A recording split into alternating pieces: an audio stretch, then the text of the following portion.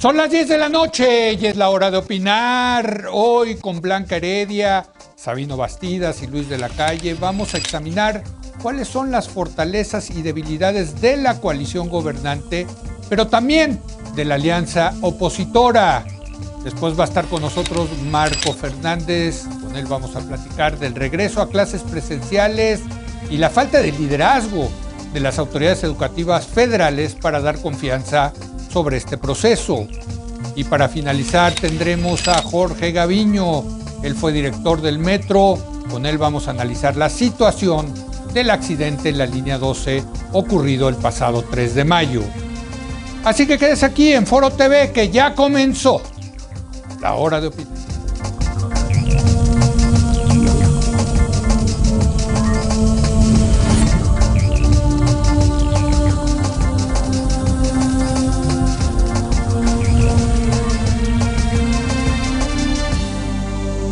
Muy buenas noches, las elecciones ya están a la vuelta de la esquina, prácticamente a una semana, y por eso hemos decidido analizar cuáles son las fortalezas y debilidades de la coalición gobernante y también de la alianza opositora. Para debatir este tema saludo a nuestros colaboradores. Blanca Heredia. Blanca, muy buenas noches. Muy buenas noches, Leo, Sabino, Luis. Sabino Bastidas, muy buenas noches. Leo, muy buenas noches. Blanca, Luis, un placer saludarlos. Luis de la Calle. Luis, muy buenas noches. ¿Cómo estás, Leo? Blanca, Sabino, buenas noches a todos. Déjame empezar contigo, Luis. Vamos a empezar con la alianza opositora. Cuando digo la alianza opositora es el PRI, el PAN y el PRD. No van en todos los distritos juntos, no van en todos los estados juntos, pero esa es la alianza que establecieron, sí en la mayoría de los distritos y sí en varios estados. ¿Cuáles dirías que son sus fortalezas? Bueno, yo pensaría en 4, Leo. La primera de ellas es que en por lo menos 50 distritos electorales en los que Morena ganó en 2018, ganó en parte porque el PAN y el PRI iban separados y en esta ocasión van juntos y por lo tanto la probabilidad de ganarlos es más alta. Entonces, digamos, ahí eso es parte de la fortaleza de ser coalición.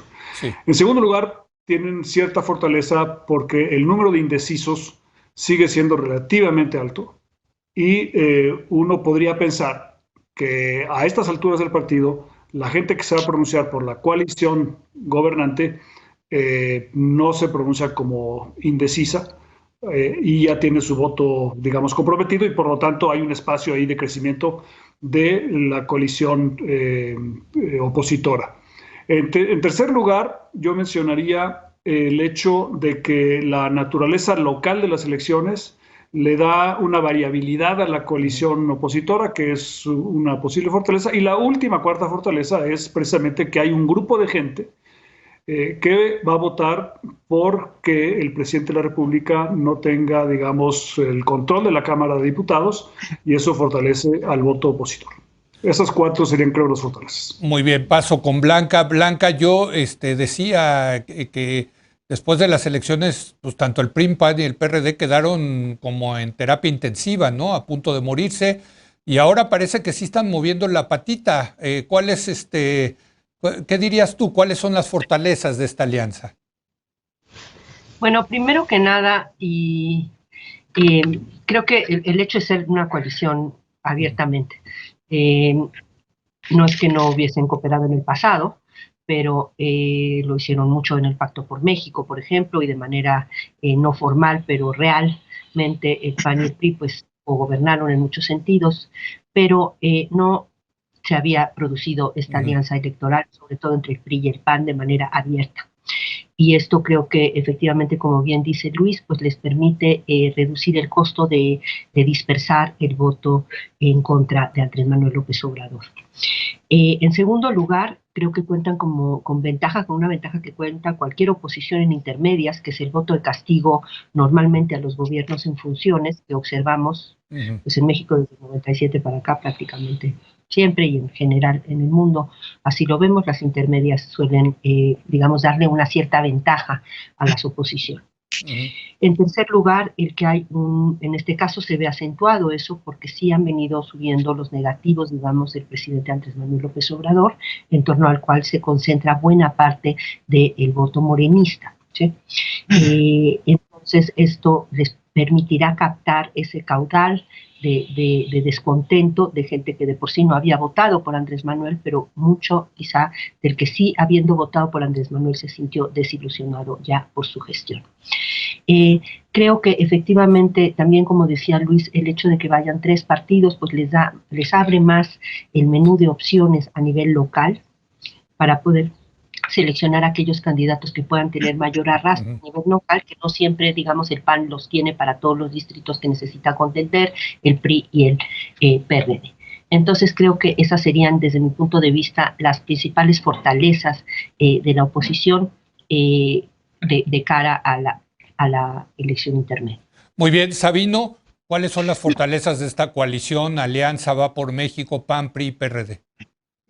Como aquí lo he dicho en muchas ocasiones, yo les veo muchas debilidades y muchos defectos a esta idea ilusoria de la alianza antinatura y de la forma como lo hicieron. Pero bueno, si alguna fortaleza tengo que encontrarles y jalando con el ejercicio, pues yo diría la estructura que les quede a esos partidos políticos, la experiencia de sus estructuras electorales sin duda puede ser un factor en aquellos estados en donde esté aceitada y esté funcionando. Creo que puede haber alguna fortaleza en la manera como en algunos casos de gobernadores la alianza le pueda dar la vuelta al resultado. Creo que el caso de Sonora, el caso de Chihuahua, eventualmente no dada la alianza de la mejor manera, pero pueden al final declinando partidos, creando, se puede crear en el norte del país, en Nuevo León, en Chihuahua, en Sonora, una percepción un poco distinta, quizá en algunos otros triunfos en donde puedan llegar a hacer diferencia por la alianza. Creo que el resto pueden ser más resultado de partidos políticos y de liderazgos que propiamente la alianza. Creo que también, como lo señalaba muy bien Blanca, tienen la posibilidad de atrapar el miedo, la inconformidad, este desconcierto que está generando López Obrador, producto de la amenaza a la democracia. ¿En qué medida se crearon las capacidades para atraparlo? Son limitadas, pero así forzadito, estas serían como las fortalezas iniciales de la alianza opositora. Conste que fue un buen tipo, Sabino, de tratar de ir con este ejercicio. Entonces, vámonos ahora a las debilidades de la alianza PAN, PRI, PRD. Empezamos contigo, Blanca. Sí, bueno, me parece que la coalición opositora, en primer lugar, pues carece de una propuesta, de una narrativa fuerte. Su narrativa fundamental es Alto a Morena, ¿no? Esa es su narrativa, tiene arrastre, efectivamente, tiene la ventaja de que no hay que meterse en los detalles de las propuestas o sacar a relucir, como hicieron incluso ahora al anunciar su alianza postelectoral, su alianza legislativa. Pues salir a defender los mismos programas de Andrés Manuel y no sé exactamente qué es lo que harían, más allá de frenar a Morena, pero sí creo que hay una debilidad ahí. Otra debilidad que observo es que con pocas excepciones veo que no hay una gran abundancia de liderazgos fuertes. Nacionales, ¿no? Efectivamente, a nivel nacional hay pocos liderazgos fuertes, a nivel local los hay más y efectivamente pues eso les da alguna ventaja, pero si no hay liderazgos fuertes que puedan tener el tipo de arrastre por contraposición a Andrés Manuel, que pues desde luego les podrían beneficiar mucho. Otro elemento que observo que quizá valdría la pena reparar en él es que a diferencia de, digamos, todos los gobiernos en este momento en México estamos en plan de austeridad, ¿no? El federal y los locales, pero están más teniendo que ser austeros los gobiernos estatales. El federal pues controla más pedazo del pastel y por lo tanto puede dar más más cositas, ¿no? Y puede ofrecer más cosas. En cambio, pues las arcas estatales ahora están especialmente flacas, son épocas de vacas flacas.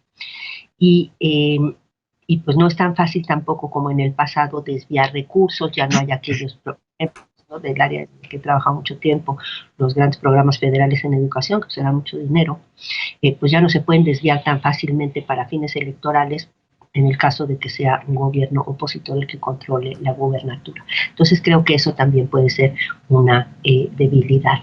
Finalmente creo que el cemento fundamental, el pegamento de la alianza opositora es la oposición, desde luego, Andrés Manuel López Obrador. Mientras eso esté ahí, pues seguirán coaligados, pero fuera de eso, pues tienen muchas naturales divergencias. Sobre todo en términos de poder, ¿sí? De cuánto se quiere quedar uno o cuánto se quiere quedar el otro. Entonces, una cierta fragilidad más allá de esta unión que les da el ser opositores de Andrés Manuel López Obrador. Bueno, pues te toca, Sabino, y ahora sí, atáscate con las debilidades de esta alianza.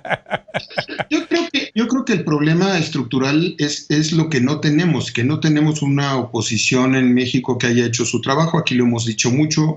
El hecho real es que la oposición no tiene un discurso, ya demostró qué es lo que puede hacer. Los congresos son aritmética y qué bueno que haya. Todos necesitamos oposición a lo que está pasando. Lo único que quiero es preguntarme si lo que están haciendo va a poder contrarrestar lo que está pasando. Y creo que para que no haya desilusionados, pues que no haya ilusos. No vamos a resolver el vacío opositor con esta oposición peor es nada, que es la que estamos gestando. ¿Por qué creo que esta oposición peor es nada? Porque son partidos de vota por mí porque pues no hay otra cosa por la que votar. Ya fueron oposición estos 3 años. En las democracias modernas las oposiciones las podemos evaluar por el ejercicio de cogobierno de la oposición. ¿Cómo cogobernaron la oposición durante estos 3 años? ¿Cuántas acciones tuvieron?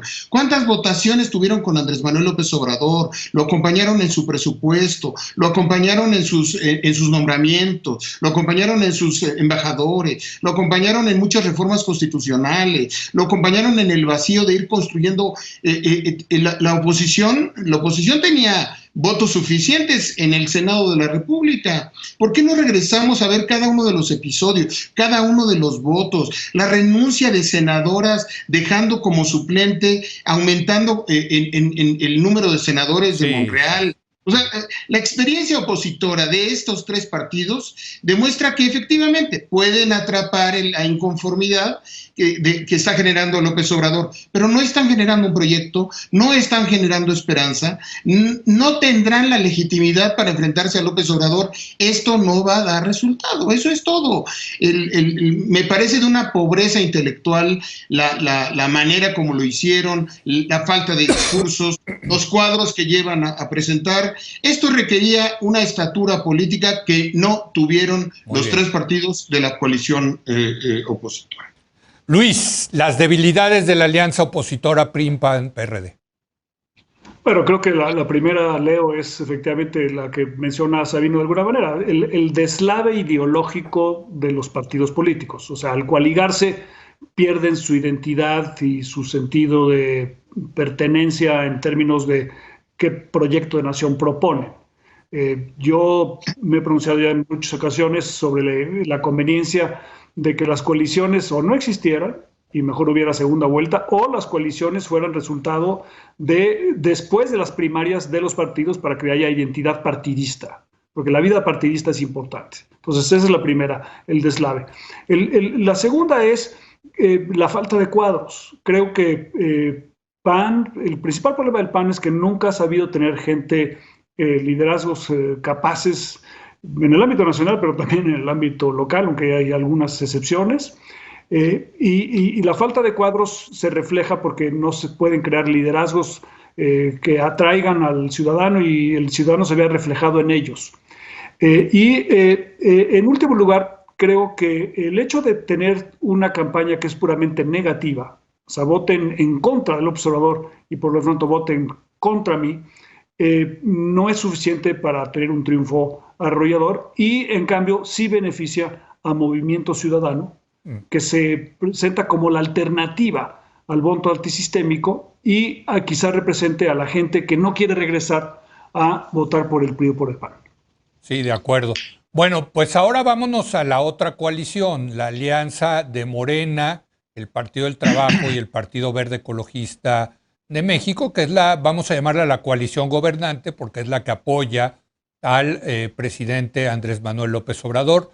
¿Cuáles dirías que son sus fortalezas? Creo que te toca empezar a ti, Sabino. Venga. Yo creo que tanto las fortalezas como las debilidades de la coalición gobernante es López Obrador. Corta para bien y corta para mal.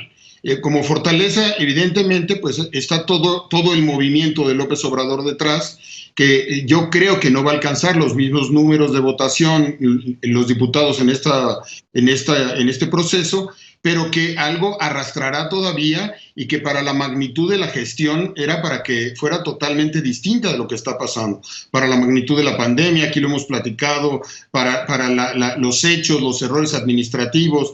Evidentemente creo que la figura de López Obrador y sobre todo que López Obrador sigue siendo un fenómeno político que sigue generando esperanza. La última esperanza y lo que la gente se está resistiendo a perder es esa última esperanza frente a lo que del otro lado no se ha generado, no se ha gestado. O sea, tú le estás pidiendo al votante de López Obrador que votó por él en el 2018, ¿sabes qué? Ahora no votes por él y regrésate a todo lo anterior. Entonces, es un dilema muy fuerte. Yo coincido evidentemente con Luis en el hecho de que Movimiento Ciudadano se puede convertir en este partido bisagra, en ese partido intermedio que en la Cámara pueda tener algún resultado, pero yo creo que hay que moderar nuestras expectativas respecto a esta elección en términos de que genere un gran cambio en términos de la correlación de fuerzas. Yo estimo que lo que hay que hacer para construir una oposición a López Obrador está fuera de esta elección, está fuera de este tablero, y lo que va a hacer López Obrador también está fuera de este tablero,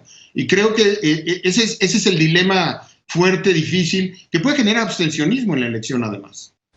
Luis, las fortalezas de la coalición gobernante, más allá, digo, yo sé que todos van a decir que López Obrador, yo también diría que López Obrador, un presidente popular, pero más allá de López Obrador, ¿ves alguna otra fortaleza? Bueno, el hecho de ser el partido en el gobierno, ¿no? Que es un activo importante.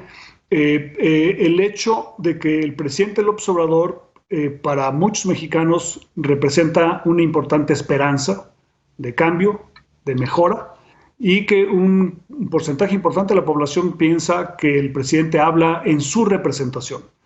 Y eso tiene una fuerza muy importante que le asegura un número de votos que se van a ver reflejados en las urnas el 6 de junio. Vamos a ver si es suficiente, pero creo que es un activo también muy importante. Entonces, el hecho de que todavía en México hay una esperanza de que lo que sucedió en 2018 fue un acontecimiento importante, creo que es probablemente el principal activo que tiene la coalición gobernante.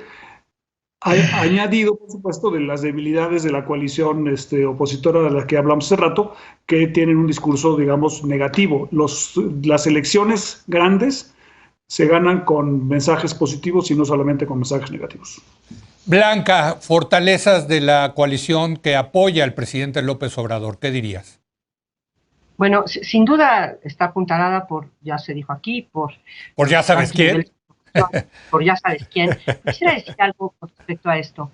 Hicimos un pequeño ejercicio de una especie de grupos de enfoque con chicos de Iztapalapa y por ahí, jóvenes, sí, y me impresionó mucho. Estaba yo muy interesada en saber por qué se aprueba Andrés Manuel a pesar de que se reprueba su gestión, ¿sí? Esta desconexión entre la aprobación a la persona y a la gestión.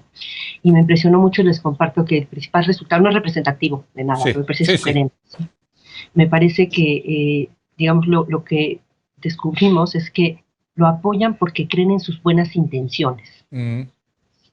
Eso te hace de teflón, básicamente. Sí, claro. Porque es las intenciones, no tienes que probar. Entonces, con las intenciones basta, y además, frente a todos los fracasos o limitaciones del gobierno, eso se atribuyen a otros, a los malos, o al clima, o a la pandemia, etcétera.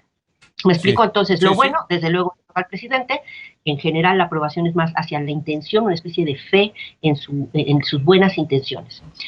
En segundo lugar, yo diría que una cosa que observo en la política mexicana, no sé si se da con esta fuerza en otras partes del mundo, que es lo que me atrevería a denominar algo así como la operación de lo que podríamos llamar la ley de la gravitación universal en la política mexicana, que describe la atracción irresistible que experimentan todos los entes y actores políticos frente al grupo que tiene más poder. Es como si fuera el sol ese poder y todos se sienten ¿no? Atraídos por él. Y déjenme concluir aquí con una anécdota. También hace muchos años, haciendo entrevistas con votantes de a pie, así de gente de escasos recursos en Chiapas, me acuerdo que le pregunté a unos señores en un mercado y me contestaron, y les decía yo, ¿por qué va a votar usted? En el año 94, de hecho, 95. Y entonces me decían, pues, por el PRI. ¿Por qué? Pues porque es el que va a ganar. Entonces, como poder llama a poder, ¿no? Y se va acumulando. Sí. Finalmente, creo que le puede dar también una ventaja en que, pues, algunos de los elementos que vemos en estos últimos meses más costosos potencialmente para el gobierno, que fue todo el tema del COVID y sus efectos económicos y sus efectos en términos de muertes, ¿sí?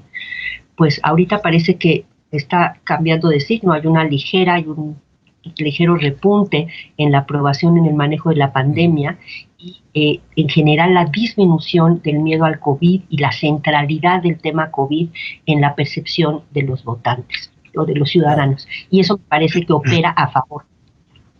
Oigan, me llamó la atención que ninguno de ustedes mencionó los programas sociales, que creo que es fundamental para la coalición gobernante, ¿no? O sea, les doy un dato, en el último censo del 2020 del INEGI reportó que 25% de los hogares mexicanos reciben algún tipo de ayuda del gobierno federal. 25%, 1 de cada 4, ¿no? Pero en fin, vámonos ahora a las debilidades, Luis, de la coalición gobernante. Bueno, yo creo que las debilidades de la coalición gobernante están centradas en el hecho de la victoria arrolladora en 2018, que le pone la barra muy alta al presidente López Obrador y a sus aliados electorales en 2021. Porque cualquier pérdida va a ser interpretada como una derrota, un rechazo, y como el presidente presenta el discurso político de una manera polarizante, esto implica que se eleva el costo porque todo lo que sea no refrendar la mayoría calificada, pues implica un rechazo, o el no obtener la mayoría de los gobernadores implica también un rechazo. En segundo lugar, la pobre gestión de gobierno.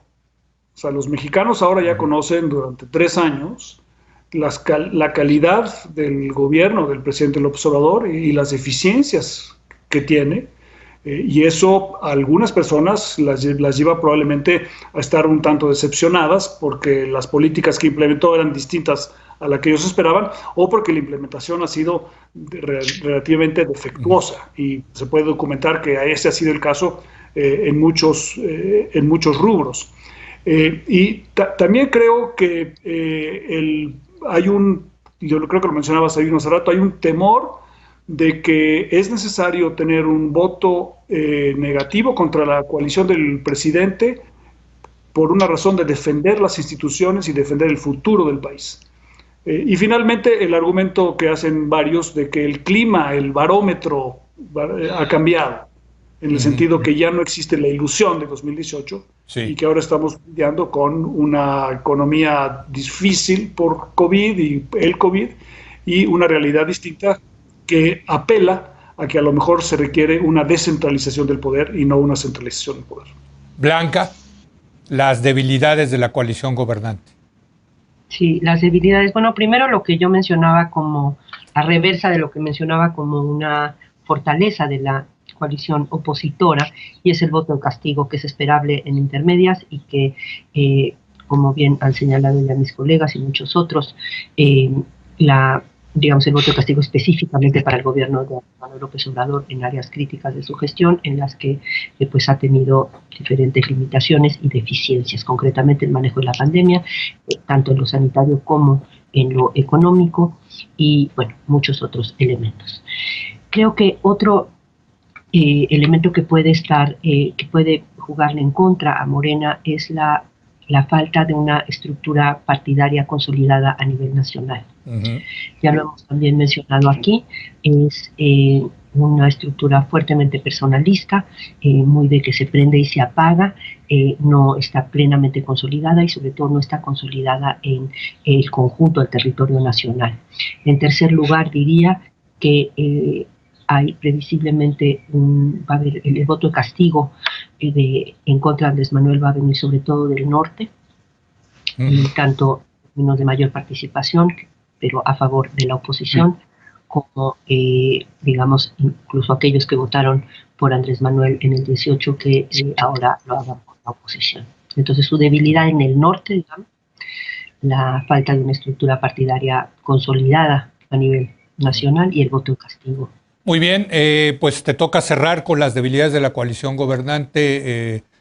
Sabino, no sé si te vas a atascar también aquí o...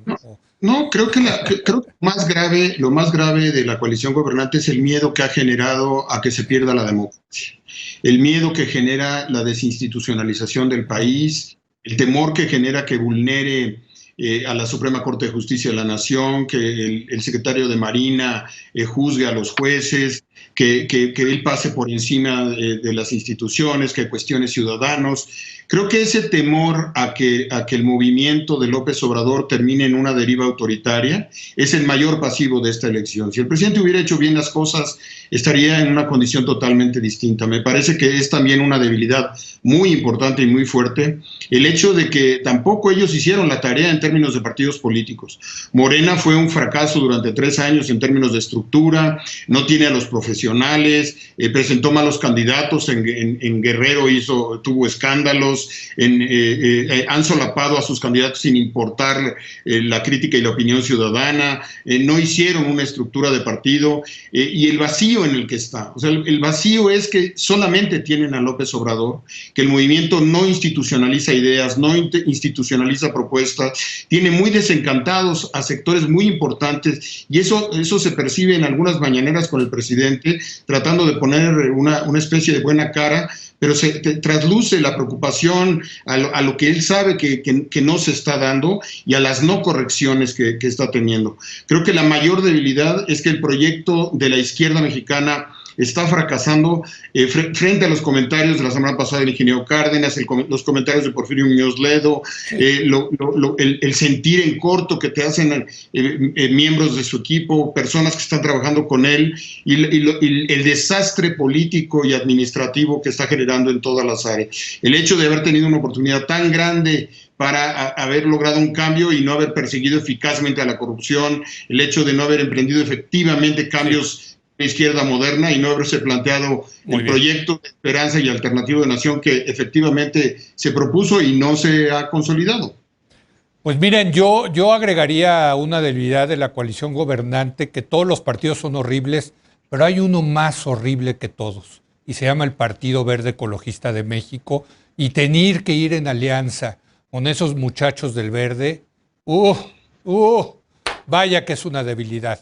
Pero bueno, les agradezco mucho, Blanca, Luis, Sabino, y ya no me van a intimidar con los libros, les voy a decir, porque gracias a la magia de la televisión, miren lo que vamos a hacer ahora. Vean nada más. Así ¡ándale! Ya. Son poquitos comparados a los de ustedes, ¿no? Pero por lo menos ya me siento en el ambiente, ¿no? Ahí vamos. Un comentario que quisiera... Con mucho gusto. Sí.